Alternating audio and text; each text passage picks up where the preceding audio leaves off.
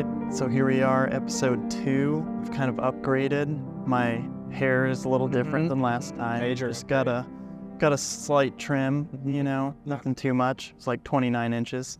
Mine as well. And yeah, I just want to be more like Neil. Feels weird having the stubble again. But yeah, this one's going to be on finding meaning in marriage. Both of us are married. We got married in 2017. Y'all got married in 2021. That's right. Yeah. Yep. And today we've got a real whiskey. Powers, family heritage. I'm not close enough to the family to actually get any royalties or anything from Powers, unfortunately. But if they ever hear and want to reconnect with a long lost Power. But this is distant family? Yeah, the Powers. Nice. There's like a Power clan family gathering in Ireland every 3 years where all the Powers come back and flock to the motherland and drink a bunch of whiskey. And I've only been once, but my family's been a few times, and it's a hoot. So, and my brother got me this one for Christmas, which was a nice touch. And it was a little on the pricier side. I don't usually do that pricey of whiskeys, but I've used this one for special occasions every time. It was for like my 30th birthday earlier this year, for some friends who came from out of town. Now we're doing this podcast, kind of kicking it off. So, and you're definitely more of the whiskey connoisseur than I am. A lot of it just tastes like whiskey to me, so it'll be interesting to see how it plays out. Well, I'm not super picky. I like whiskey. Yeah. It doesn't have to be a certain kind. A little stout on that first kick. A little sweeter. Little nostril burn. Oh yeah. And do we need to give a shout out to the Brick Ballroom? Yes, absolutely. This is where we're shooting. It's a wedding venue. I've shot tons of weddings here since 2016. I'm a wedding photographer, and they were kind enough to let us use the space and promote them, which was incredible because we want to have high quality production and make things look nice. And this place, I mean, just look at it. It's beautiful. And obviously some people are just listening on podcast form, but for all the video format, we want it to look nice, to put thought into it. So, it's beautiful. Yes. If you have a wedding coming up, book it here. Seriously, I would not promote every venue. There'd be some that in good conscience I couldn't say but this one is really good. It's beautiful, has good indoor and outdoor.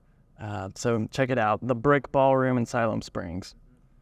And so, yeah, we're doing marriage because it seems like we find the most meaning in life through our relationships, and the most meaningful relationship in most people's lives is their marriage. So we're going to start there.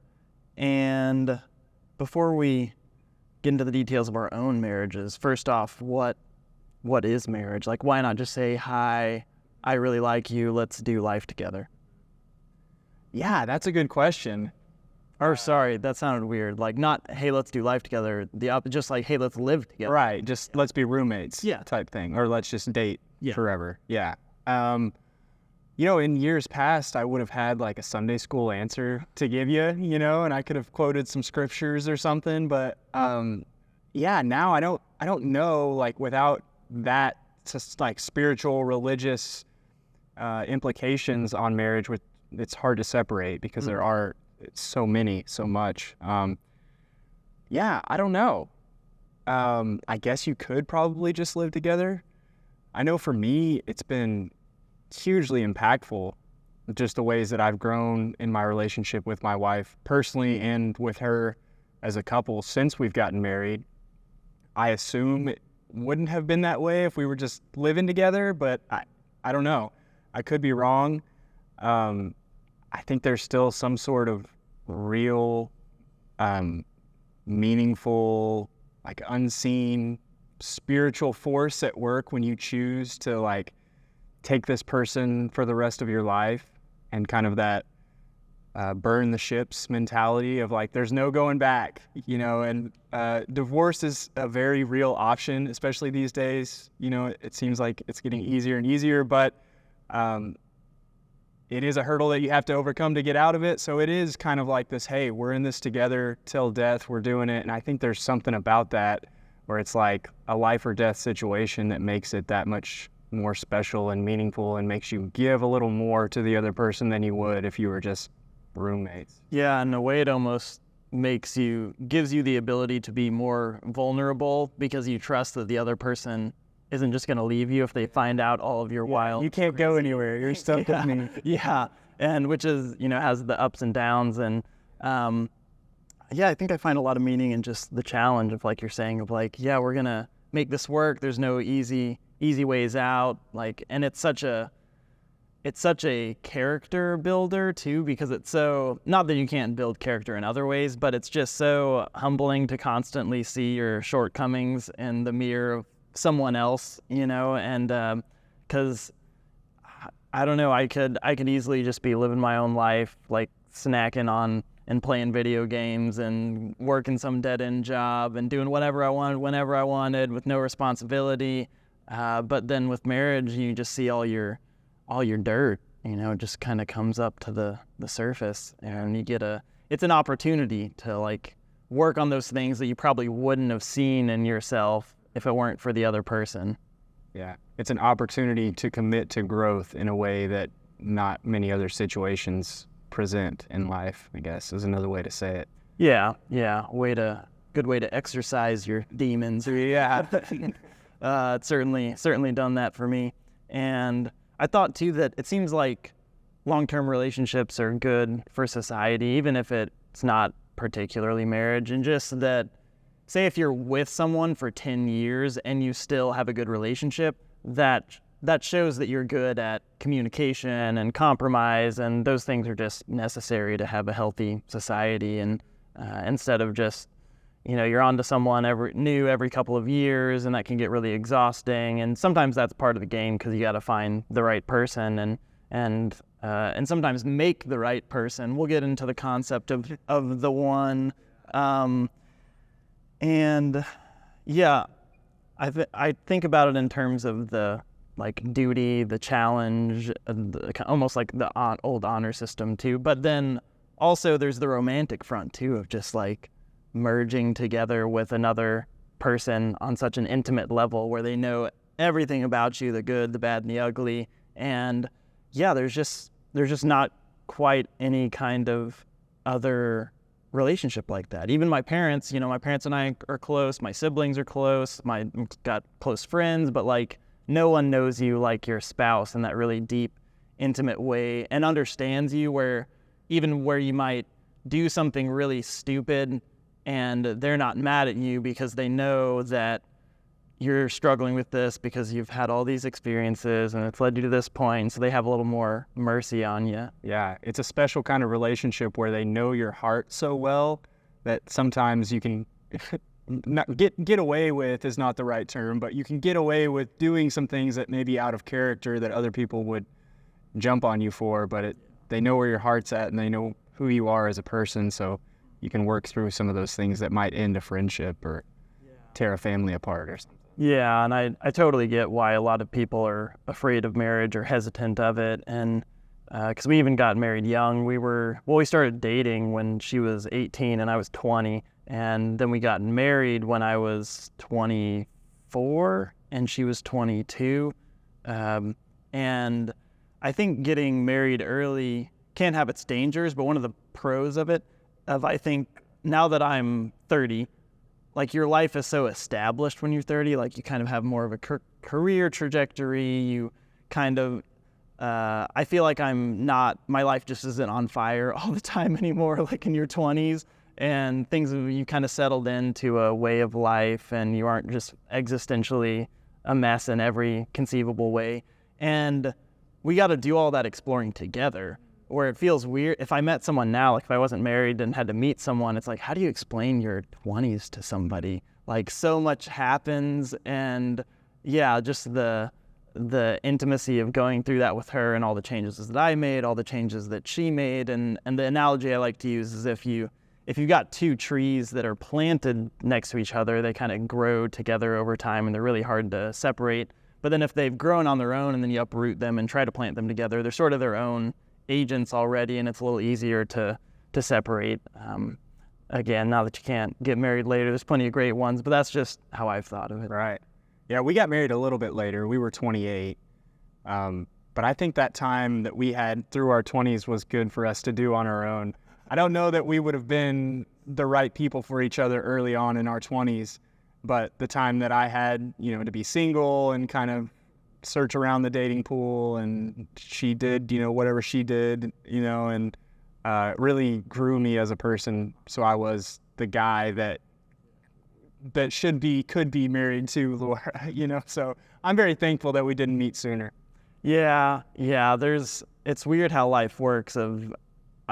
Alexis would say the same thing, but if I met 18-year-old Alexis, or if she was the same way now as when I first met her, I would definitely not date her, and vice versa. If I was the same as I was when I was 18, she would definitely not date me, because our lives have pretty dramatically changed in a lot of ways, enough to where for a lot of marriages it would cause a divorce, because just so much just foundational, like how you're doing life. But the fact that we've just happened to change in the same ways and been on the same trajectory has been really, really nice. And so, yeah, why don't you tell the story of just you guys meeting? Yeah, it's a kind of interesting story. We met on a dating app, and I thought the conversation was going really well. I think she called me out. She's really big into the Enneagram, and she called me out on my bio and like named my Enneagram, and I didn't know anything about it at the time, but come to find out she was spot on. So I was like, yeah, I was really into it. I thought we were having good conversation, and then she just kind of disappeared and like stopped texting me back. And she had offered up her number and was like the one saying, hey, let's hang out, and then she kind of faded away, and then she'd come back and then fade away. So eventually I just was like straight up, I'm like, okay, what's the deal here? Because I don't want to play all these games. And basically she said like, it's just not a good time, like I've kind of got this other person that I've been dating off and on, and it's just a weird situation. So I was like, okay, cool. Let's just be friends, right? I'll let you go, and if you want to hang out, let me know. And so 2 weeks later, I actually texted my sister and was like, hey, there's this girl that I kind of like, but this is what happened. Do you think I should text her or not? And she was like, well, you might as well, So credit Carly with our relationship and our marriage, but I did text her and I was like, hey, you ready to meet me yet? And she said yes. So we set up a time to meet. That day comes around and she got sick. Come to find out she was actually sick, but I wasn't buying it. Yeah, I was not buying it at the time. So that happened, and then it was like we just didn't really reschedule. I texted her again like a week later, and I was like, hey, look, here's the deal. I know you don't want to meet me. It's pretty clear, but give me 20 minutes at the coffee shop. I'll set a timer. Like legit, when the timer goes off, you can leave. Like, let's just do a speed dating round. And she's like, okay, well, we don't actually need to set a timer, but I will actually meet you. So we met up at the coffee shop and hung out, and I mean, it just took off from there. We hung out for like an hour, and I felt like that was long enough for the first date because she didn't even want to meet me in the first place. So I'm like, okay, it's been an hour, I'm having a good time, but like I got to find something to say I need to go do. Like, let her off the hook. Come to find out, she wanted to like change locations and keep the date going. I had no idea, but I was trying to play it safe because, again, it took a lot to get her there. But she enjoyed herself, and yeah, it took off. And that was actually like 2 weeks before the world shut down for COVID. We met in March of 2020. So right before I began the Fire Academy and right before the world shut down. So it was a weird time. But yeah, that's where we started. Yeah, weird time to meet. Yeah. We met in 2013, in October, and I had actually seen her before I met her, not creepy at all, but at the campus move-in, I'd gone into the elevator with helping the students, carry stuff, and the doors were closing, and I saw this girl like walk in. She was like, oh, the elevator's full, so I'm gonna go take the stairs. And I thought, hey, who's that? She's fine. Who's that girl? And didn't see her for no, that would have been before. That would have been in August then when I saw her, and then I met her in October. A mutual friend introduced us and thought we'd click, and I'd ask her, hey, you were at the campus move-in, right? And she was like, yeah, at Humphreys and the dorm. And Yeah, we didn't. We had. It was a weird. We were at a weird place in life. I have a friend who has a tattoo that says, "I met you at a really weird time in life," and yeah, that's how it was. You know, it was just a strange time for both of us. It's when you're in your teens and 20s, that's a strange time for anybody. And we didn't initially. We were both very passionate, but about different things and sort of conflicting things. So we butted heads a bit, but we liked each other's passion. Like, this is someone who cares, this is someone who's fiery, and, you know, it didn't help. Or it did help that she was hot, too. You know, it's like, yeah. And, and from there, we just became friends. We were pretty weird, so we were the only people who would kind of talk to each other on a certain level, because no one else wanted to hear our crazy thoughts and ideas about the world and life, and would just be like, you know, WTF, like, leave me alone. And she would actually listen, and I would actually listen to her, and when she would talk, I would think, WTF, like, what are you talking about? And she'd think the same thing about me, but we'd actually be there and listen to each other, and just kind of grew over time, and started dating, and it was a very slow process. Oh, the dating story is pretty good, so I gotta tell, where she was kind of dating another guy, and I creeped him on Facebook, and I thought, oh, I could take this guy. And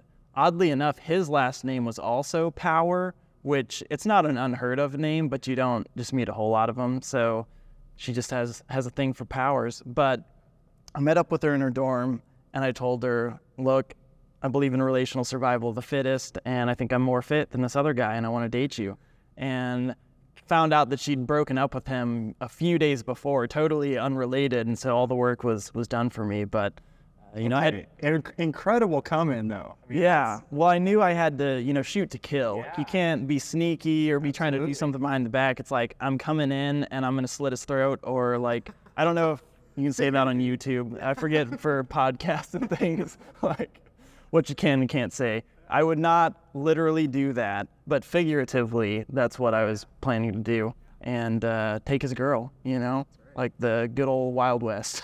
And, so that's how it happened, and the rest is history. And for you, when did you know she was the one? Which you can also share some. We've talked some before about. Well, is the concept of the one really a good concept anyway? Yeah, I'm not gonna put anyone down who agrees with the concept of the one, but I think there's probably multiple ones, many ones out there. That how romantic. Yeah.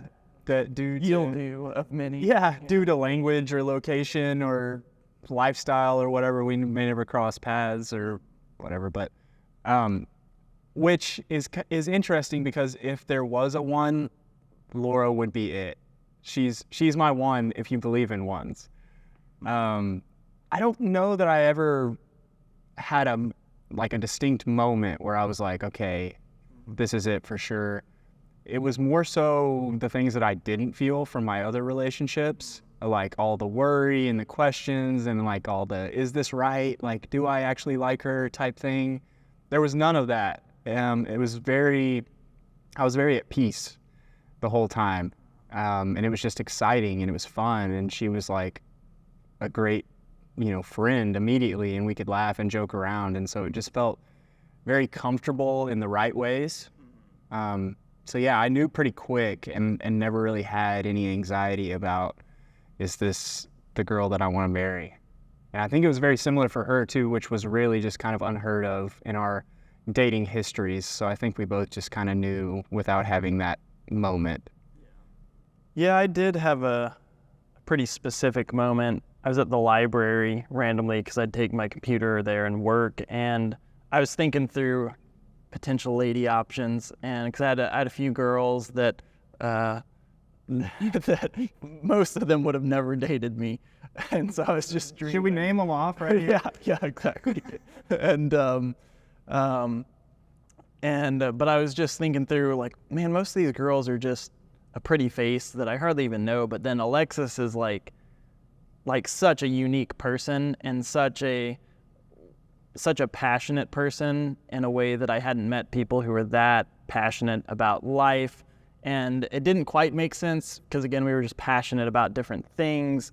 But it's hard for me to respect almost people who aren't passionate. Like, you got one life, man. Like, you gotta choose something and just go for it. Like, don't waste your life. And she was very much that way, like, passionate. Like, I'm gonna do something with my life. It could look all sorts of ways. And sometimes I even still I'll think from time to time now, like, should I have married like a less passionate, adventurous person? But then of course, like, no, I'm here for it. Yeah. Like, it keeps life interesting. And how'd you propose? Ooh, well, you were there for that one. In the background. Oh yeah, yeah. It took me a minute. I was like, wait, I was. Yeah, you took pictures. Yeah, it was at the same place that we got married. Really cool winery area, and it was actually set up for a wedding that was going to be like the next day or two. And we went to go get drinks at the winery, and I was like, hey, let's just swing through the venue over here and see what it's going to look like on our day, And she already knew it was coming. Okay. We already had the venue booked before I ever proposed, so she knew it was coming.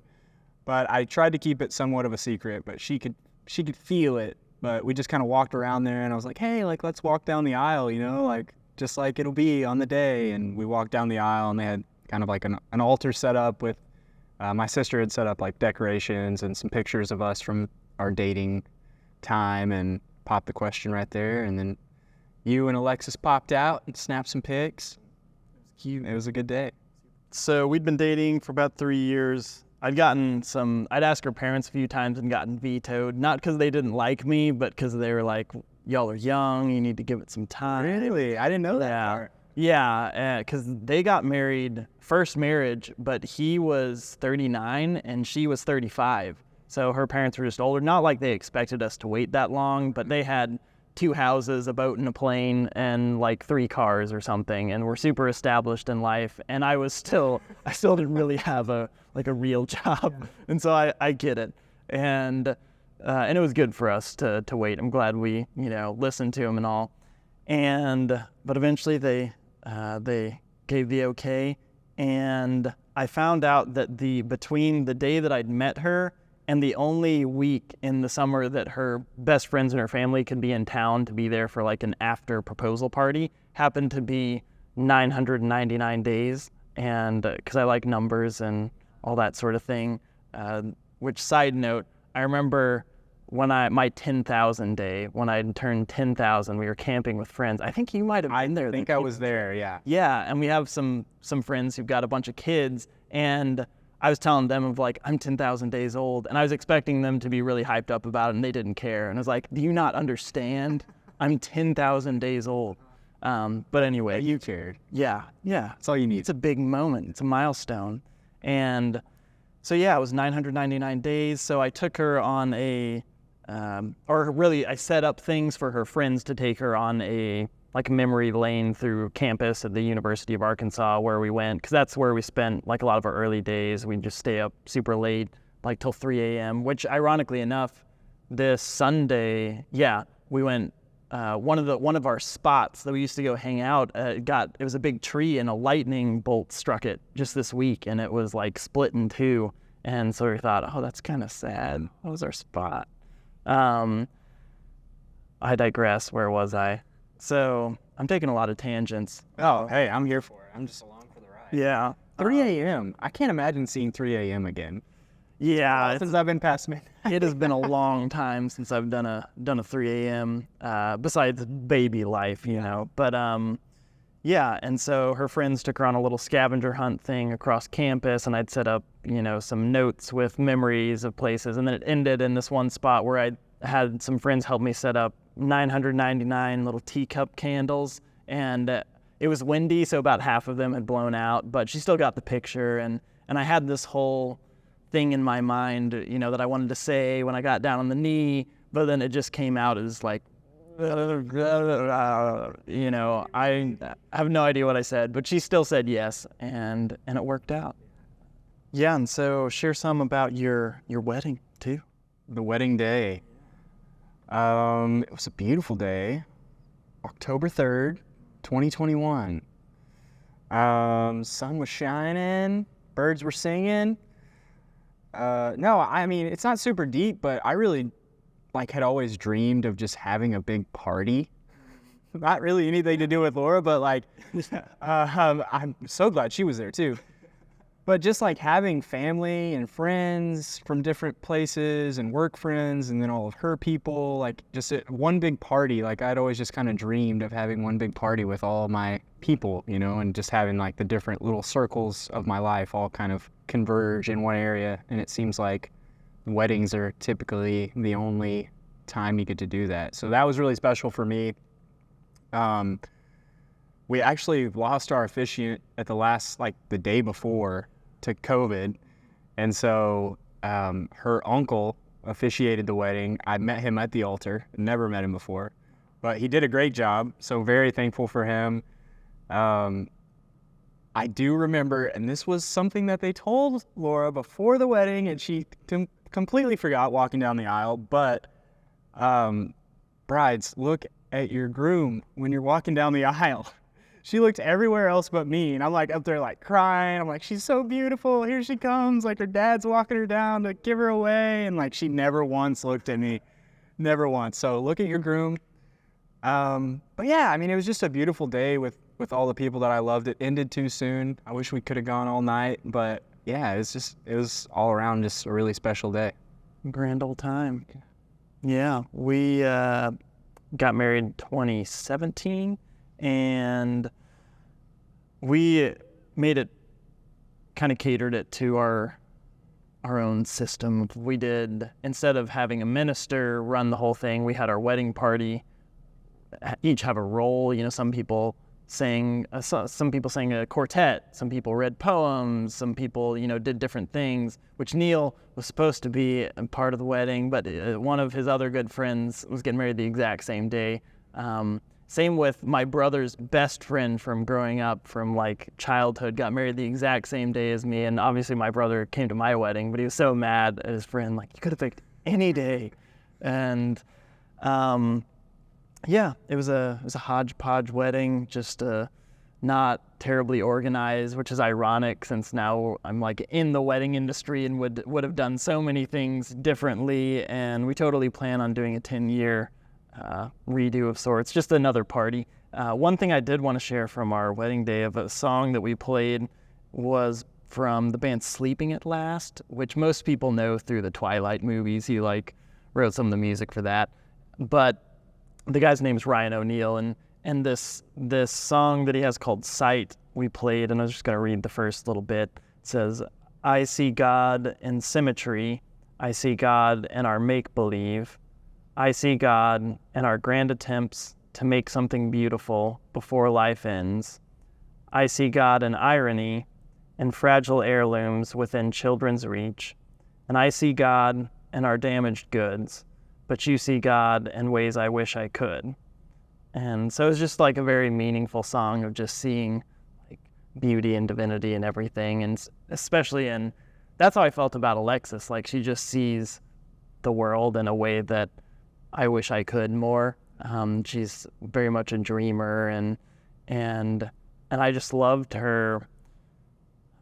I don't know. There were specifically a lot of my guy friends were just super chatty, and I remember thinking, I wish they'd shut up so that I could hear more of what Alexis has to say about this or that thing that we're talking about, because she always has something so profound and insightful, and whereas guys just are talking it's just noise coming from a chimp's mouth. You could have just told me to shut up. Yeah, exactly. Yeah.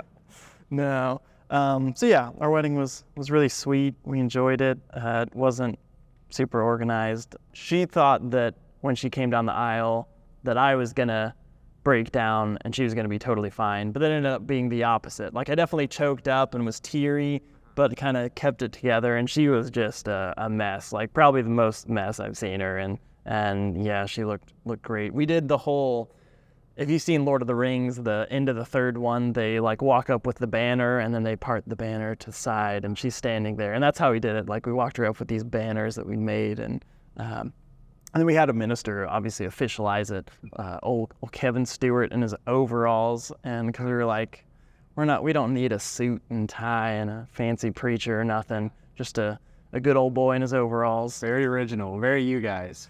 Yeah, yeah. And where do you think you'd be now if you weren't married to Laura? Yeah. Probably not in the greatest place, honestly. I would probably be one of two places. I would probably be in a relationship or marriage that was lackluster, because I didn't really know that this type of relationship and love, or like this type of person that just fit so well with me, existed.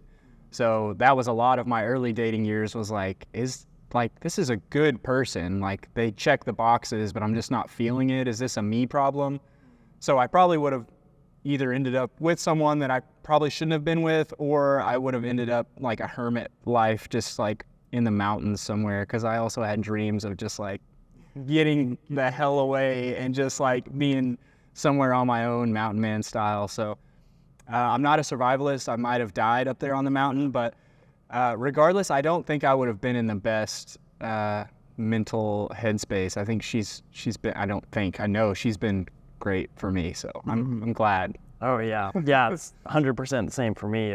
I just would not be in a good place, because it's easy for me to isolate and just want to get away from everything and everybody. And I think a lot of people are this way, but kind of have a love-hate relationship with humans, where you're like, oh, I really love people, but then I also hate people and just want to like peace out and get away from everything and everybody and just be alone.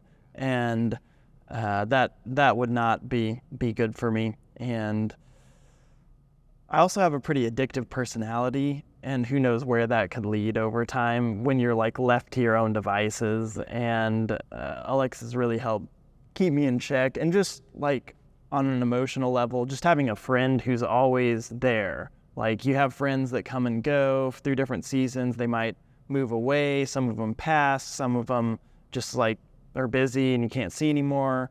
And so just having that consistent friend who's looking out for your well-being, and you're trying your best to do the same, has been just wildly impactful for me. And even we planned this marriage episode before this happened, but on Saturday, just a few days ago, Alexis was pretty frustrated at me for understandable reasons. And in her words, she said, like, in the past year, like, it's like you've become like emotionally intelligent as a brick.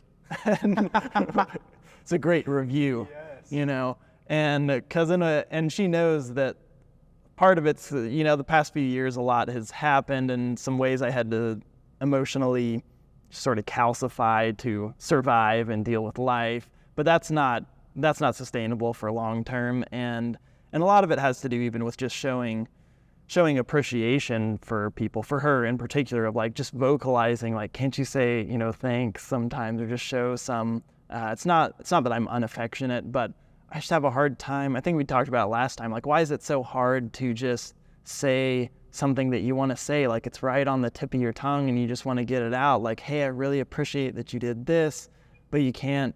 You got this pride complex or whatever, and you can't get that out. And it's become an issue where her love language is very much words of affirmation, and I'm just not a very affirming person. And so just, yeah, keeping me sharp of like, these are things I should be working on, regardless, that I would not be working on, would just be thinking of myself 24/7 without someone to help make me a better human, ideally. I just said that as I have some notes here, and every few lines I have in big bold letters, don't say like or because I noticed in the last one how annoying that was, and my mom my whole life tried to tell me to stop saying like and it is obnoxious. I'm sorry. I just listened to a podcast though with an expert linguist, and she says those do have their place. Okay. So you might want to listen to it. It'll make you feel a lot better about it. Okay. Yeah, send it my way. Why don't you share a time that she was just really, really there for you? Well, I had a tough time with this one. You're gonna come to find out that I'm just answering the question is very hard for me. Yeah, a good politician. Yeah, exactly. It goes back to my 4 Enneagram, if you want to look into that. Yeah, my wife can tell you all about it. But yeah, she's like my emotional support human, you know? Like, she really is. I think we're both that for each other, which is good, mostly. And so it's kind of cheesy, but I don't know that there's been a time when she hasn't been there for me. We're kind of talking about, like, she is that safe space of someone who, maybe the only safe space that I have, really, like, outside of therapy even. And so I can trust her with everything, including, like, all of the crazy, thoughts and things that I come up with in my mind. And I feel like everything is safe to bring to the table in those areas. Like, that's something that she's cultivated just simply out of, like, who she is. Like, she rarely gets angry. She's just always, like, trying to understand and be empathetic and be very sweet and caring. And she's trying to understand where I'm coming from, even if I'm being a total jerk.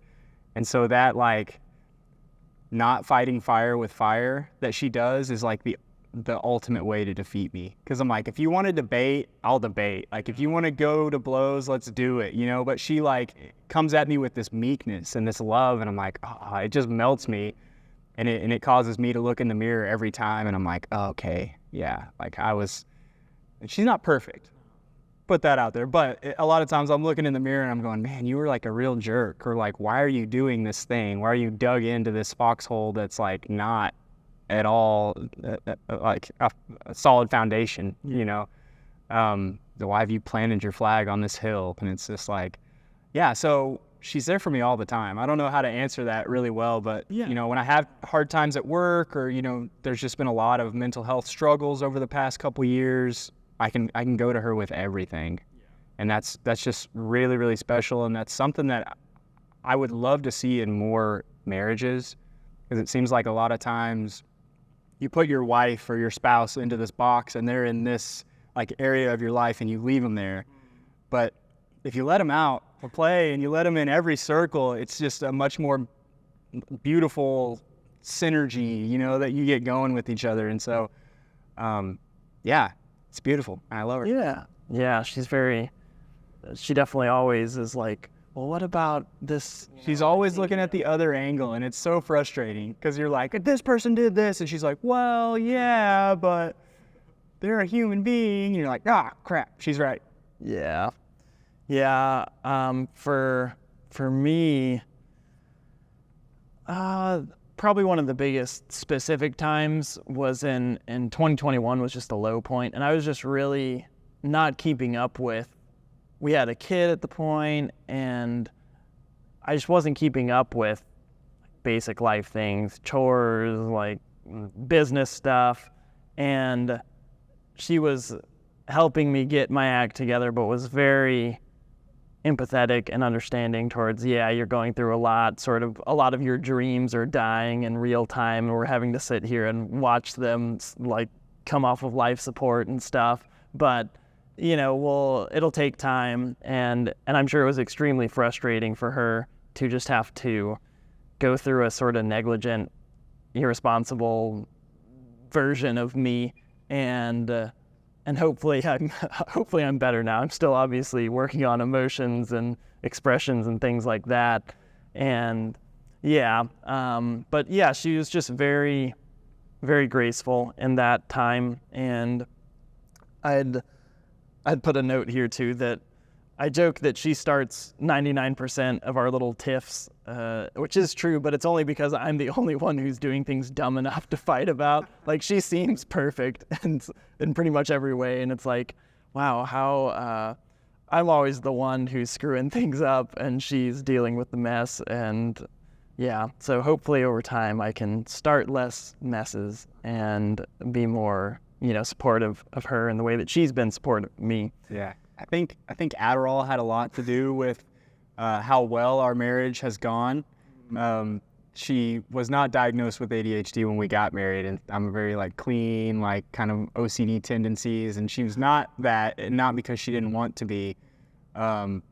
But it's gotten better, and I've got a lot more understanding of just the different ways that people work. And it's a lot, when we really dove into those conversations, it was so much deeper than just like, hey, don't make a mess. It was like, when you make a mess, it tells me this, it tells me you're lazy and you don't care and you aren't thinking about me. And it's like, no, none of that is true, and so we got to work through some of that and see like the actions don't always line up with someone's heart, but if you know someone's heart, kind of like we talked about earlier, you can work through all of that a lot easier.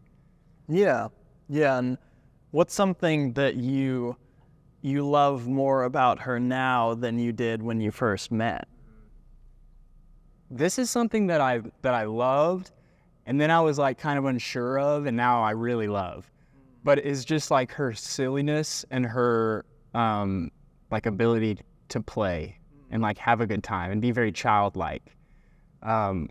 It was really fun in dating, because she's just kind of silly and quirky, and I love that. I told her on our first date that I was looking for someone who was a little weird, and she was like, in her mind was like, oh, you got it coming, But yeah, like, so it's fun in the dating, and then you date for a while, and I've got this thing where I'm always worried about how other people are perceiving me, and I'm working through that as well. But so some of those things would kind of trigger me in public where I'm like, don't do that, like that's not a societal norm, like that's not a normal thing for people to do, be an adult type thing. But now I've come to this point where I'm like, that's so beautiful, and like all these societal norms that we have are basically just telling you all the things that you can't do as a mature adult. Like you can't run and do a cannonball into the pool when everyone's sitting around suntanning, like you can't play tag with the kids at the park. Like this is something you've taught me as well. I probably should play tag with kids at the park. Well, it's a little strange when the full grown man is playing, but no, but it's just like so cool. Like, why can't we do those things? There's no written rule. There's nothing wrong with any of that. And it's actually good. And so it's something that I've come to really appreciate about her, just enjoying life and seeing life as this thing that we get to play at and have fun with and create and explore. And, something I think about a lot is like when Jesus said that you have to become like a child to enter the kingdom of God. And like, I think about that a lot over the years, and it means different things at different times to me, but I can definitely see that, if you ascribe to that, Christianity or any religion, like just the ability to dream and be creative and play at life. You can even see that in monks a lot of times. They'll be so playful and playing jokes, and, it's a thing that's lost with a lot of adults that think they need to mature beyond that. Yeah, the Dalai Lama is pretty goofy. I don't know a whole lot about him, but I've seen some things where I'm like, oh yeah, you're playing pranks on people. Like you're not taking yourself so seriously. For me, the things that I really have grown to love about her or just realize, well, first off, just on a physical level, I told her this a few months ago, like, I really like your mouth. You're pretty mouth. Got pretty mouth. Yeah. All right. Like, it took me a while to realize that was something that I liked, but because I feel like when you're complimenting a girl, like hair and eyes get all the attention, Yeah, overplayed. And I'm like, I like your mouth, girl. Like, there's just something about it. I don't even know what it is, but your facial structure and your lips and everything, spot on. And then just as far as personality stuff, I've grown to, just love more and more seeing her take roles of taking care of people and how much she loves that, whether that's with motherhood or with she's a nurse and just like all that she puts up with people there. I'm so glad there's people who do it. I never would, but just loves taking care of people and give it like that sacrificial love comes so easy for her.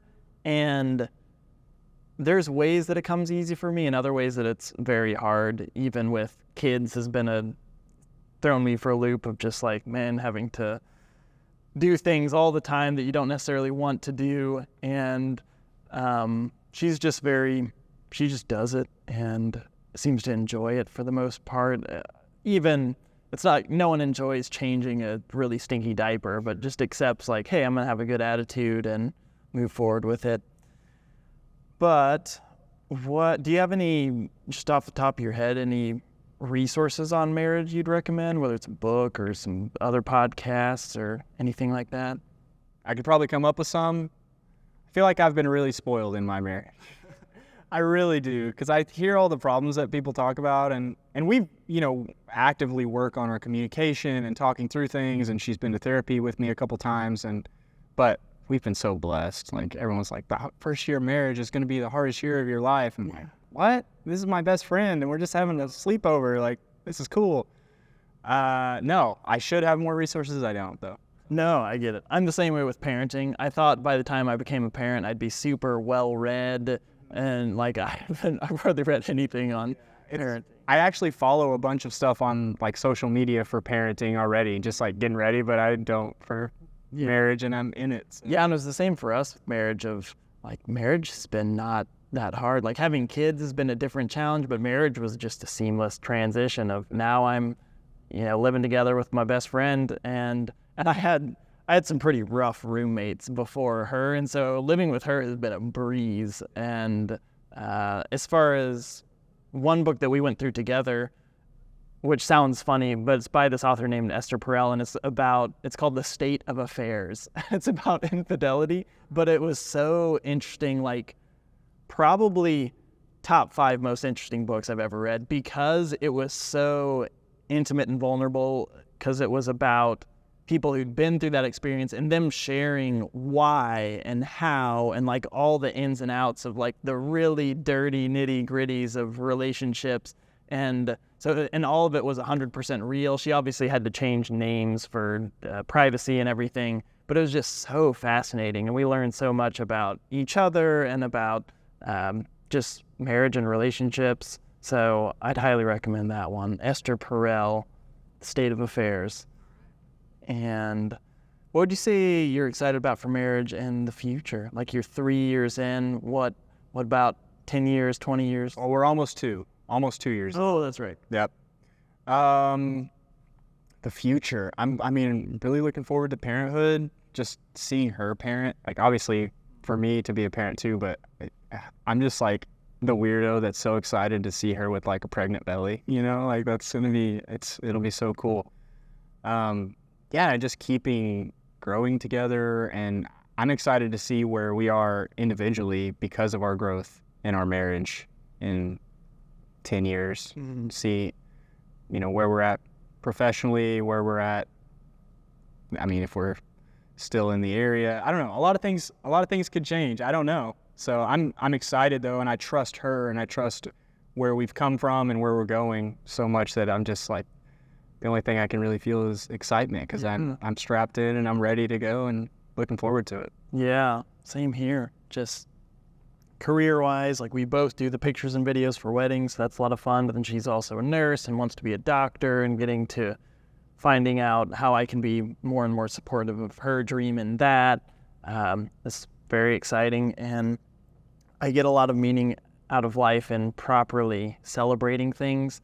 And I'm excited we'll have a 10-year reunion in 2027, so we still got a while. Mm-hmm. But we're already kind of thinking through, let's have like another wedding, like have a big party, have all our people, and just celebrating properly, like big momentous occasions and milestones. And then obviously, yes, this time you can make it. This time some of my other friends, one of my other best friends, his wife's due date was like a day after our wedding, so he couldn't make it.